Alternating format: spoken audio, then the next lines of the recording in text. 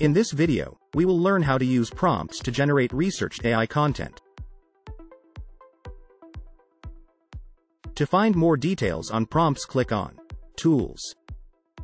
Once you are on the editor, add a greater than sign to active the prompt.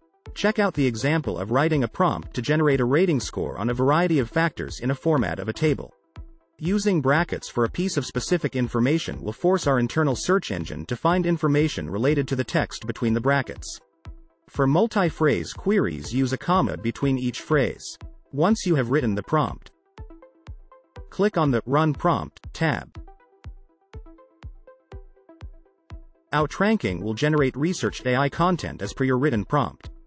You can also write the prompt to generate results in this given field box under the Prompts section. Click on Edit to modify the prompt. To save prompts in a library, add /. A pop-up will open up with all the saved prompts. Click on this small icon to add a new prompt to the library. Add the prompt in the given empty field. To make it publicly available, click on the checkbox and then save it. You can search for an already written prompt from the search box.